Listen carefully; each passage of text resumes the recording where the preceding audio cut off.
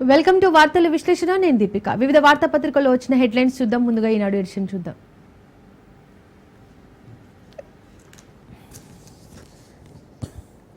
మన రాజ్యాంగాన్ని చూసి గర్విస్తున్నాం. పొరుగు దేశాల పరిస్థితి ఎలా ఉందో చూడండి.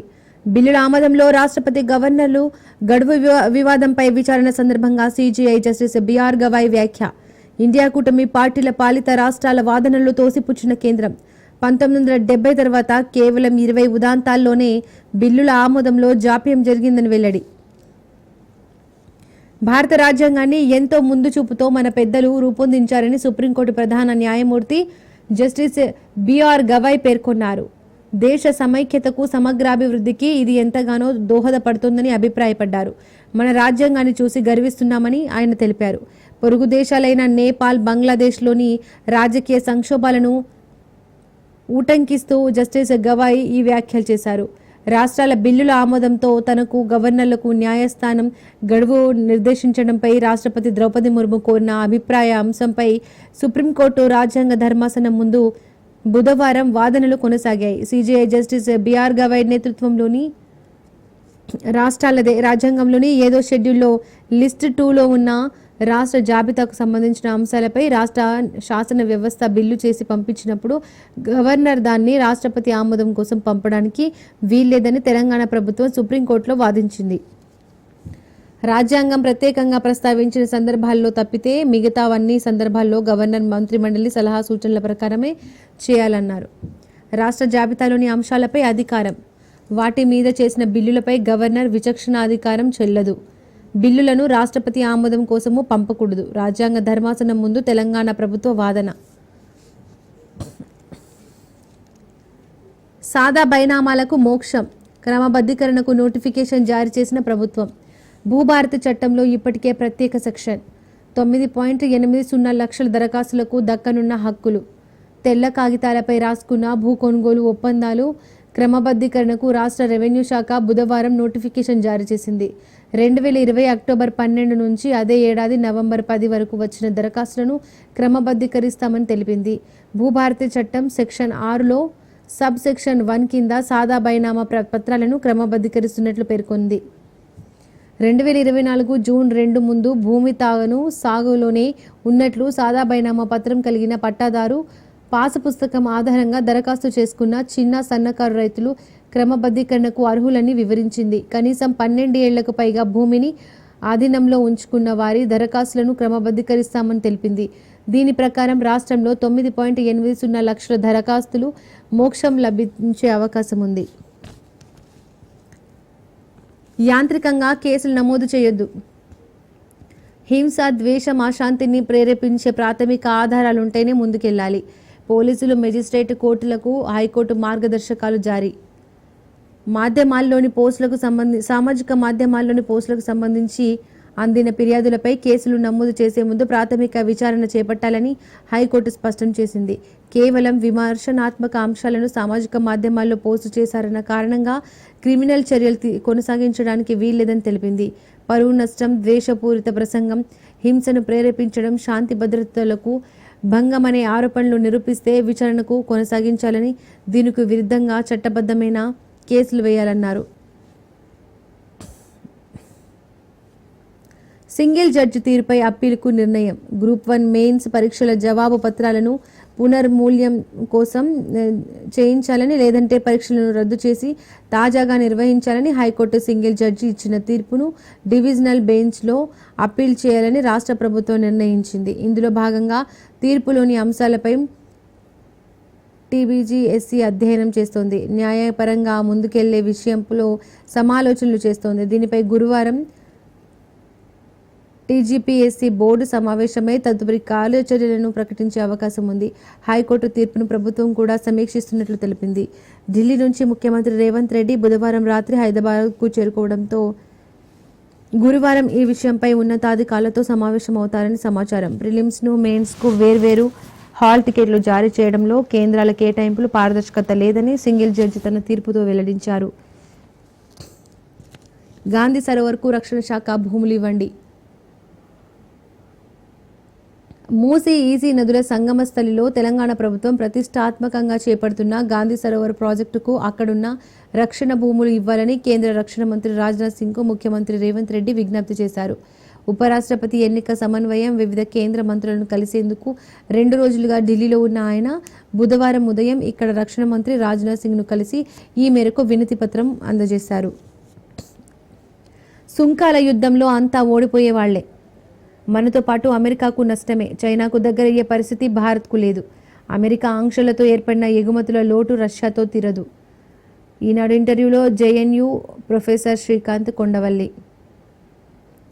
అమెరికా అధ్యక్షుడు డొనాల్డ్ ట్రంప్ మొదలుపెట్టిన సుంకాల యుద్ధంలో విజేతలు ఎవరూ ఉండరని, అమెరికాతో పాటు చాలా దేశాలు నష్టపోతాయని చైనా వ్యవహారం నిపుణుడు, ఢిల్లీలోని జవహర్లాల్ నెహ్రూ యూనివర్సిటీలో centre for East Asian studies professor Srikanth Kondavalli స్పష్టం చేశారు.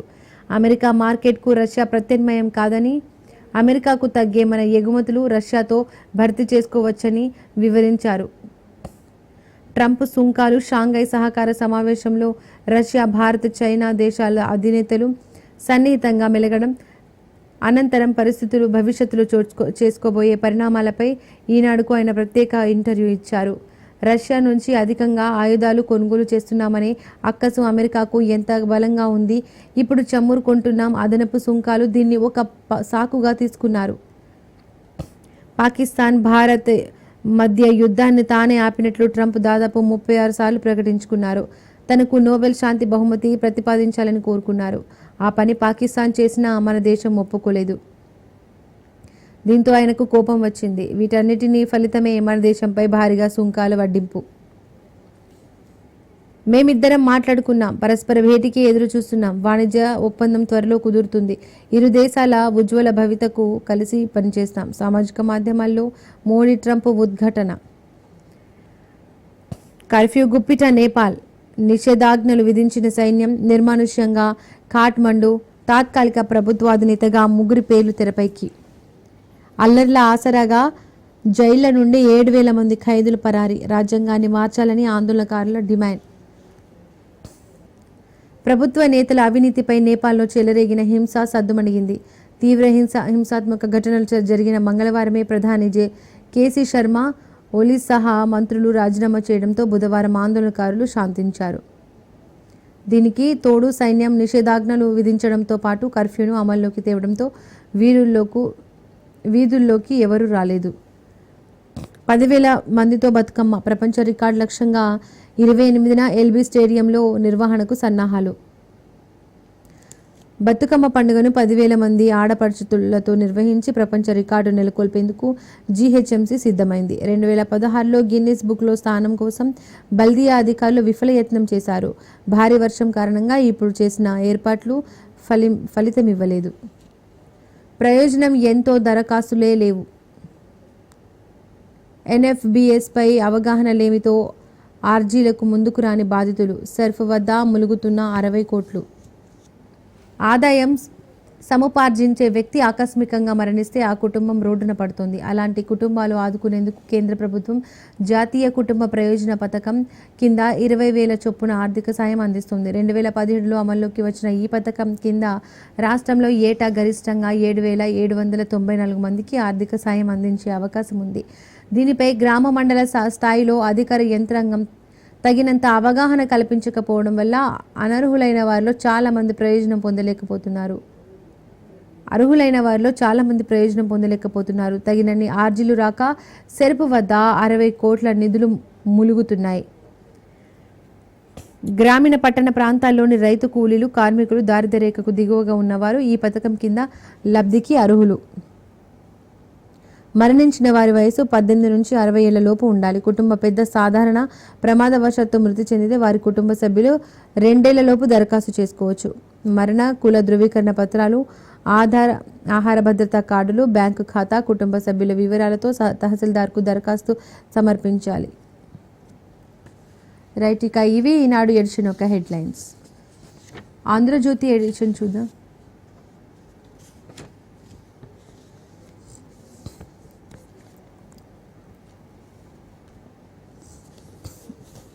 ఆ అధికారం సుప్రీంకు ఉంది. రాష్ట్రపతి, గవర్నర్ల అధికారాల పరిధిపై సలహా ఇవ్వచ్చు. బిల్లులను నిరవధికంగా పెండింగ్లో ఉంచడం సరికాదు. గవర్నర్ విచక్షణ అధికారాలు ఇచ్చి రాష్ట్రాల అధికారులను పలచన చేయకూడదు. సుప్రీంలో తెలంగాణ సర్కార్ వాదన. 1970 నుంచి 90% బిల్లులను నెలలోపే ఆమోదం. 20 బిల్లులకు మాత్రమే గవర్నర్లు ఆమోదం ఇవ్వలేదు. ఆర్టికల్ 200లో ఆమోదం నిలిపివేత తాత్కాలికం కాదు. గవర్నర్లు కేవలం పోస్ట్ మ్యాన్లు కారు. ఎన్జీ తుషార్ మెహతా. రాష్ట్రపతి గవర్నర్ అధికారాల పరిధిపై సలహా ఇచ్చే అధికారులు సుప్రీంకోర్టుకు ఉన్నదని తెలంగాణ సర్కారు సర్వోన్నత న్యాయస్థానంలో వినిపించిన వాదనలో పేర్కొంది. రాష్ట్రపతి గవర్నర్పై ఏ బిల్లుకైనా ఆమోదం తెలపకుండా నిరవధికంగా పెండింగ్లో ఉంచడం సరైంది కాదని స్పష్టం చేసింది. శాసనసభలో ఆమోదించిన బిల్లులపై రాష్ట్రపతికి గవర్నర్లకు గడువులు విధించడంపై రాష్ట్రపతి లేవనెత్తిన ప్రశ్నలకు సంబంధించిన సుప్రీంకోర్టు బుధవారం తన విచారణ కొనసాగించింది. భారత ప్రధాన న్యాయమూర్తి BR Gavai, justice Suryakant, justice Vikramnath, justice PS Narasimha, justice AN చందూర్కర్లతో కూడిన ధర్మాసనం ఎదుట తెలంగాణ ప్రభుత్వం తరపున సీనియర్ న్యాయవాది నిరంజన్ రెడ్డి వాదనలు వినిపించారు. గవర్నర్కు విచక్షణ అధికారాలు ఇచ్చి రాష్ట్రాల అధికారులను పలచన చేయడం సరికాదని ఆయన వాదించారు. మంత్రి మండలి సలహా మేరకు గవర్నర్ వ్యవహరించాలని ఆర్టికల్ 200తో సహా అన్ని అధికారాలను సూచిస్తున్నాయని నిరంజన్ రెడ్డి గుర్తు చేశారు.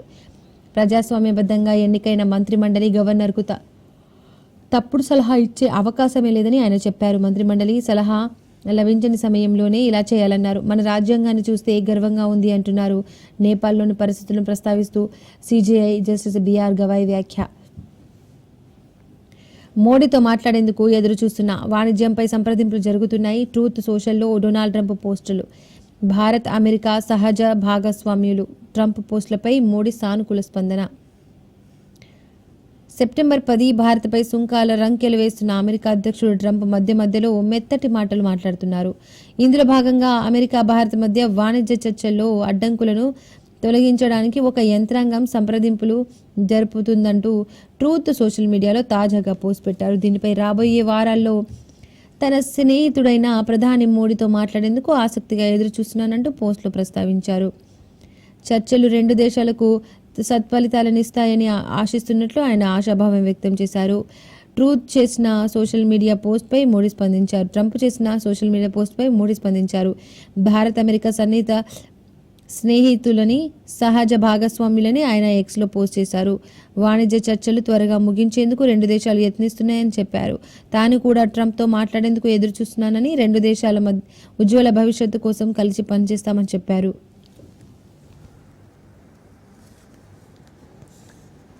సన్నన్నం మస్తు సుమి. మార్కెట్లో తగ్గిన సన్నబియ్యం ధరలు. సగటున క్వింటాలకు 1000 దాకా.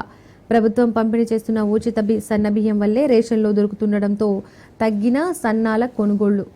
రాజీ పడని జాతీయవాదిని. గవర్నర్గా జ్ఞాపకాలు పదినం.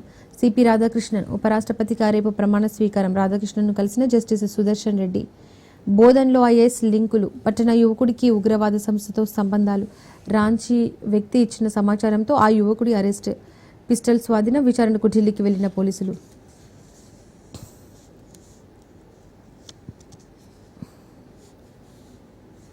ఫ్యూచర్ సిటీ టు అమరావతి 211 కిలోమీటర్లు. ఫ్యూచర్ సిటీకి దగ్గరలోని తిప్పారెడ్డిపల్లి వద్ద కుడివైపు నుంచి రోడ్డు ప్రారంభం. అమరావతి మీదుగా బందర్ రోడ్డు వరకు రోడ్డు మొత్తం పొడవు 297 కిలోమీటర్లు. 2 కొత్త వంతెనలు. ప్రస్తుత బెజవాడ మార్గంతో పోలిస్తే 57 కిలోమీటర్లు తక్కువ. ఉమ్మడి మహబూబ్ నగర్ జిల్లా పరిధిలో dry port. Greenfield express way నుంచి డ్రై పోర్టుకు కొత్త రోడ్డు. తెలంగాణ మీదుగా 3 హైస్పీడ్ రైలు మార్గాలు. ఇప్పటికే హైదరాబాద్ చెన్నై, హైదరాబాద్ బెంగళూరు ప్రాథమిక అలైన్మెంట్లు సిద్ధం. హైదరాబాద్ అమరావతిపై ప్రతిపాదనలు. నేడు సీఎం సమీక్ష. మూసి అభివృద్ధికి ఏడీజీ నిధులు. రుణం పొందేందుకు కేంద్రం సూత్రప్రాయ అనుమతి.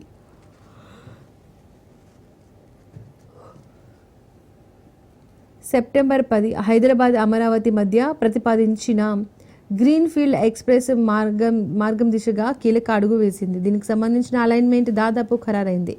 ఎక్కడి నుంచి ఎక్కడికి, ఎటువైపు నుంచి నిర్మించనున్నది స్పష్టత వచ్చింది.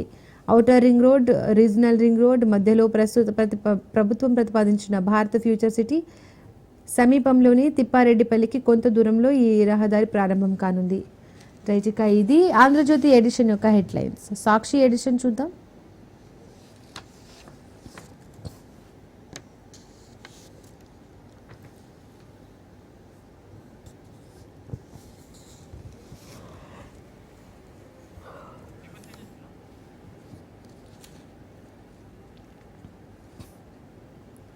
కాలేజీకి వస్తేనే ఫీజు రియంబర్స్మెంట్కు 75% హాజరు తప్పనిసరి చేసే యోచన. పథకానికి ఫిజికల్ రికగ్నైజేషన్ హాజరుతో లింక్. ప్రధాన సబ్జెక్టుల్లో కనీసం 60% మార్కులు తప్పనిసరి. అలాగే కనీసం సగం సబ్జెక్టులు పాస్ కావాలనే నిబంధన పెట్టే యోచన. ఎక్కడ తేడా వచ్చినా ఫీజు రియంబర్స్మెంట్ రానట్టే. అధ్యాపకులకు ఫేషియల్ రికగ్నైజేషన్ హాజరు. రేపు వైస్ ఛాన్సలర్తో మండలి చైర్మన్ సమావేశంలో చర్చ. పథకానికి కత్తెర వేసేందుకు రంగం సిద్ధం. ఫీజు రియంబర్స్మెంట్ను ఎత్తివేసే ప్రసక్తే లేదని చెబుతున్న ప్రభుత్వాలు చెడీ చప్పుడు లేకుండా ఆ పథకంలో కోతలు వేసే దిశగా అడుగులు వేస్తున్నట్లు తెలుస్తోంది. ఈ వ్యవహారంపై గత నెల 21న తేదీన సాక్షి కథనం ప్రచురించగా ప్రభుత్వం స్పందించి అబ్బే అలాంటిదేమీ లేదు, నిరాధార వార్త అంటూ కొట్టిపారేసింది. కానీ వచ్చే శుక్రవారం అన్ని విశ్వవిద్యాలయాల వైస్ ఛాన్సలర్ల పేరుతో తెలంగాణ ఉన్నత విద్యా మండలి ప్రత్యేక సమావేశం ఏర్పాటు చేసింది. విద్యార్థులు, ఉపాధ్యాయులు ఫేషియల్ రికగ్నైజేషన్ గుర్తింపు, హాజరు, ఫీజు రియంబర్స్మెంట్కు ఎలా లింక్ చేయాలి, ఎలా తప్పనిసరి చేయాలి అనే అంశాన్ని భేటీ ఎజెండాలో ప్రధానంగా చేర్చారు. కొత్తగా కాలేజీలకు డీజీ లాకర్ను తీసుకొస్తున్నారు. ఇందులో ఫ్యాకల్టీ, విద్యార్థులు హాజరు శాతం నమోదు అవుతుంది. విద్యార్థులు హాజరు కనీసం 75% లేకపోతే ఫీజు రియంబర్స్మెంట్స్ ఇవ్వకూడదని ప్రభుత్వం భావిస్తోంది. ఇష్టం వచ్చినట్లు ఎఫ్ఐఆర్ల పోలీసులు తీరుపై హైకోర్టు అసహనం. సోషల్ మీడియాలో రాజకీయ విమర్శలు చేస్తే కేసులు పెడతారా? సుప్రీంకోర్టు, హైకోర్టులు జారీ చేసిన మార్గదర్శకాలను ఉల్లంఘిస్తారా? రాజ్యాంగంలో రాజకీయ విమర్శలకు రక్షణ ఉందన్న న్యాయమూర్తి. పోలీసుల తీరుతో కేసులు, కోర్టుల్లో పిటిషన్లు పెరుగుతున్నాయని వ్యాఖ్య. రాజ్యాంగ ఆటోమేటిక్గా, మెకానికల్గా అరెస్టులు అనుమతించబడవని స్పష్టీకరణ. కేసు నమోదుకు ముందే ప్రాథమిక దర్యాప్తు చేయాలని కనీస విధిని మర్చిపోవద్దంటూ హితవు. నల్ల బాలుపై 3 పోలీస్ స్టేషన్లో నమోదు చేసిన ఎఫ్ఐఆర్ల కొట్టివేత. గాంధీ సరోవర్కు రక్షణ భూములు ఇవ్వండి, రాజ్నాథ్ సింగ్కు సీఎం రేవంత్ రెడ్డి విజ్ఞప్తి. మూసీ, ఈసా నదుల సంగమ స్థలిలో ప్రాజెక్టు చేపడుతున్నట్లు వెల్లడి. ఇందిరమ్మ రాజ్యం అంటే ఇల్లు కూల్చడమే. కాంగ్రెస్కు ఓటు వేస్తే మీ ఇళ్లను కూల్చడానికి లైసెన్స్ ఇచ్చినట్టే. జూబ్లీహిల్స్ ఉప ఎన్నికల్లో ఆ పార్టీకి బుద్ధి చెప్పండి. బీఆర్ఎస్ కార్యకర్తల సమావేశంలో కేటీఆర్. ఇందిరమ్మ రాజ్యం అంటే ఇల్లు కూలగొట్టడమేనని బీఆర్ఎస్ వర్కింగ్ ప్రెసిడెంట్ కేటీఆర్ వ్యాఖ్యానించారు. జూబ్లీహిల్స్ నియోజకవర్గానికి జరిగే ఉప ఎన్నికల్లో కాంగ్రెస్కు ఓటు వేస్తే మీ ఇళ్లను మోసపూరిత హామీలతో అధికారంలో వచ్చి ప్రజలను ఇబ్బందులకు గురి చేస్తున్నారని, కాంగ్రెస్కు ఈ ఎన్నికల్లో బుద్ధి చెప్పాలని కోరారు. బుధవారం హైదరాబాద్ తెలంగాణ భవన్లో జూబ్లీహిల్స్ నియోజకవర్గ రహమత్ నగర్ డివిజన్ కార్యకర్తల సమావేశంలో ఆయన మాట్లాడారు. అట్టర్ ఫ్లాప్ సినిమాకు బలవంతపు విజయోత్సవాల. చంద్రబాబుపై వైఎస్ఆర్సీపీ అధ్యక్షుడు వైఎస్ జగన్మోహన్ రెడ్డి ధ్వజం. ఎన్నికలకు ముందు సూపర్ 6, సూపర్ 7 పేరుతో ఈనాడులో ఇచ్చిన అడ్వర్టైజ్మెంట్ను చూస్తే బాబు మోసం కళ్లకు కట్టినట్టు కనిపిస్తోంది. ఆడబిడ్డ నిధి, నిరుద్యోగ భృతి, 50 ఏళ్లకే ఎస్సీ, ఎస్టీ, బీసీ, మైనార్టీలకు పింఛన్ హామీలను సూపర్ 6 నుంచి లేపేశారు. 18 ఏళ్లు నిండిన ప్రతి ఆడబిడ్డకు నెలకు 1500 చొప్పున 2 ఏళ్లలో 36,000 చెల్లించవా? ఇది మోసం కాదా? నిరుద్యోగులకు నెలకు 3,000 చొప్పున 2 ఏళ్లలో 72,000 చెల్లించవా? ఇది మోసం కాదా? అన్నదాత సుఖీభవ కింద ఒక్కో రైతుకు 40,000 ఇవ్వాల్సి ఉంటే కేవలం 5,000 ఇచ్చావు. ఇది మోసం కాదా? తల్లికి వందనంలో ఆంక్షల పేరుతో 30 లక్షల మందికి ఎదరగొట్టావు. ఇచ్చిన అరకొర మందికి కూడా 9,000, 10,000 ఇచ్చావు. కేవలం ఒక్కటే ఇచ్చావు. ఇది మోసం కాదా? ఎక్కడికైనా ఉచిత బస్సు అన్నావు. ఇప్పుడు 1,00,000 ఆంక్షలు పెట్టావు. అది మోసం కాదా? జగన్ ఇస్తున్న సంక్షేమ పథకాలన్నీ కొనసాగిస్తానని ప్రతి ఎన్నికల సభలో చెప్పావు. ఇప్పుడు ఆ పథకాలన్నీ రద్దు చేశావు. అది మోసం కాదా అని ప్రశ్నిస్తున్నారు జగన్మోహన్ రెడ్డి.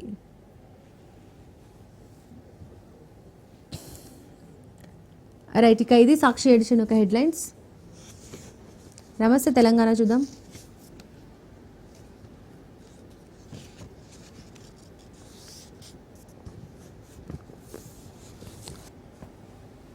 కార్మికుల చెమట పెద్దలకు మూట, భీమా సొమ్ము స్వాహ, భవన కార్మికుల బీమా బాధ్యతల నుండి అనూహ్యంగా తప్పుకున్న కాంగ్రెస్ ప్రభుత్వం.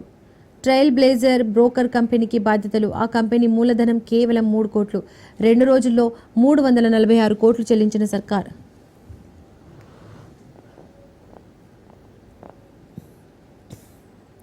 కార్మిక సంక్షేమ బోర్డుకు కార్మిక శాఖ మంత్రి చైర్మన్గా వ్యవహరిస్తారు. నిబంధనల ప్రకారం బోర్డు చైర్మన్ లేనప్పుడు 50 కోట్లలోపు ఉన్న బడ్జెట్ను మాత్రమే కార్మిక శాఖ కమిషనర్, ముఖ్య కార్యదర్శి నిర్ణయాలు తీసుకోవచ్చు. అంతకంటే రూపాయి పెరిగినా బోర్డు చైర్మన్ నిర్ణయం తప్పనిసరి. ఈ వివాదాస్పద ఫైల్ను సంబంధించిన లావాదేవీలు నడుస్తున్న సమయంలో కార్మిక శాఖ ముఖ్యమంత్రి ఆధీనంలో ఉన్నది. దీంతో ఆ శాఖ ముఖ్య కార్యదర్శి దానకిషోర్ను బోర్డు తాత్కాలిక చైర్మన్గా నియమించి ప్రీమియానికి సంబంధించి 346 కోట్ల బడ్జెట్ను విడుదల చేయించారు. ఈ బాండ్స్ కొంటే క్విడ్ ప్రో కోనా? రేవంత్ సర్కారు తర్కం లేని వాదన. ఫార్ములా కేసులో డైవర్షన్ పాలిటిక్స్. 2022-23లో 90 లక్షల కాంగ్రెస్ బాండ్లను కాంగ్రెస్ కొనుగోలు చేసిన గ్రీన్ కో, 158 కోట్ల కాంగ్రెస్ బాండ్లను కొన్న మేఘా, దాని అనుబంధ సంస్థలు. మరి ఈ కంపెనీలకు ఇచ్చే టెండర్లన్నీ క్విడ్ ప్రోకో కిందికే వస్తాయా? దేశంలోని 65% బాండ్లు BJP Congress party ఖాతాల్లోనే.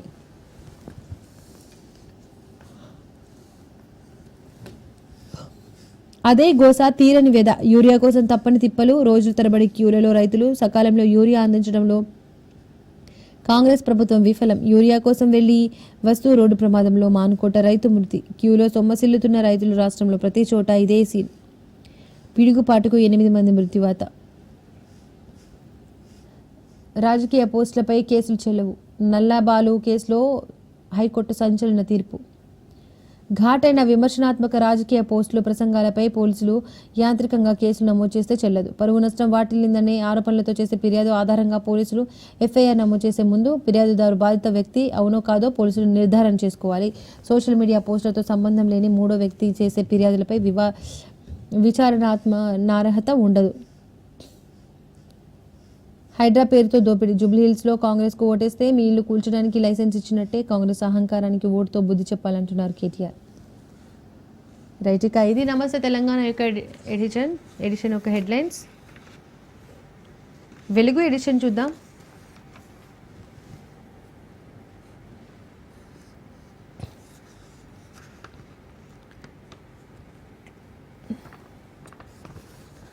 Trump double game. India విషయంలో అమెరికా అధ్యక్షుడు ట్రంప్ డబుల్ గేమ్ ఆడుతున్నారు. ఒకవైపు ఇండియా తనకు మిత్రదేశం అంటూనే టారిఫ్లపై ఇతర దేశాలను ఎగదోస్తున్నాడు. ఇండియాపై 100% టారిఫ్లు విధించాలని యూరోపియన్ యూనియన్ దేశాలకు మంగళవారం సూచించారు. ఆ తర్వాత కొన్ని గంటల్లోనే ప్రధాని మోడీతో టారిఫ్పై చర్చిస్తామని భారత సోషల్లో పోస్ట్ పెట్టారు. ఇరు దేశాల మధ్య ఉన్న వాణిజ్య పరమైన అడ్డంకులు తొలగిస్తామని చెప్తూనే మరిన్ని టారిఫ్లు విధించేందుకు ప్లాన్ చేస్తున్నారు. రష్యా నుంచి ఇక క్రూడ్ ఆయిల్ కొనుగోలు చేయడమని ఇండియా ప్రకటించేదాకా సుంకాలు విధిస్తూనే ఉండాలని ఈయూకి సూచించారు. 98 ఎకరాల రక్షణ భూములు ఇవ్వండి. గాంధీ సరోవర్ ప్రాజెక్టు కోసం కేంద్ర మంత్రి రాజ్నాథ్ను కోరిన సీఎం రేవంత్ రెడ్డి. ధరణిలో భూముల వివరాలు మార్చింది నిజమే. గత సర్కార్ పెద్దలు సిఎస్ నుంచి వచ్చిన ఆదేశాల మేరకే మార్పులు. ఫోరెన్సిక్ ఆడిట్ కంటే ముందే అధికారులకు తేల్చి చెప్పిన టెర్రాసిస్. కిషన్ రెడ్డి దమ్ముంటేరా. కేటీఆర్ కవిత ప్రశ్నలకు సమాధానం చెప్పు. కాళేశ్వరం అవినీతిని మీ చెల్లెలే బయటపెట్టింది. మంత్రి వివేక్. ఆమె మాటలకు సమాధానం చెప్పలేక కేటీఆర్ ఫ్రస్ట్రేషన్తో మాట్లాడుతున్నారు. కమిషన్ల కోసమే ఆ ప్రాజెక్టు కట్టిరు. సిబిఐ ఎంక్వైరీతో కాళేశ్వరం అవినీతి మొత్తం బయటపడుతుంది. ఫార్ములా ఈ రేస్ లొట్టపీసు కేసు అంటున్న కేటీఆర్ విచారణకు ఎందుకు భయపడుతున్నారు? బీఆర్ఎస్ హయాంలో సిరిసిల్లలో శాండ్ మాఫియా అడ్డొచ్చిన దళితులను హింసించిండ్రు. ఇసుక దందాపై కఠినంగా వ్యవహరిస్తామని వెల్లడి. సిరిసిల్లలో సకల జనుల సన్మానానికి హాజరు. నేపాల్లో అంతటా కర్ఫ్యూ. దేశవ్యాప్తంగా ఆంక్షలు విధించిన సైన్యం. ఖాట్మండు సహా అన్ని సిటీలో బలగాల మోహరింపు. నిర్మానుష్యంగా మారిన రాజధాని. కొత్త ప్రధానిగా సుప్రీంకోర్టు మాజీ పీజే సుశీల కర్కి జడ్ మద్దతు. జనరేషన్ జడ్ ప్రతినిధులతో ఆర్మీ చీఫ్ భేటీ. నేపాల్లో చిక్కుకుపోయిన వందలాది మంది ఇండియన్లు.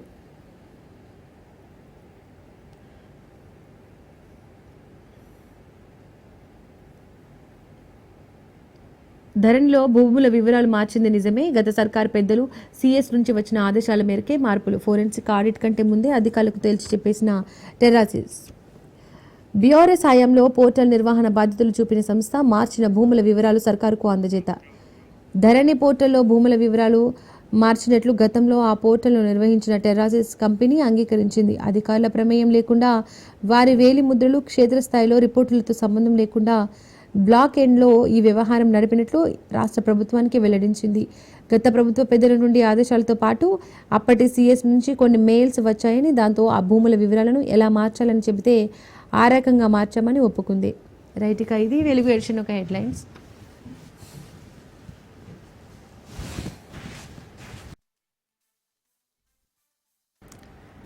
రైట్, ఇక ఇది ఇవాల్టి వార్తల విశ్లేషణ. Keep watching.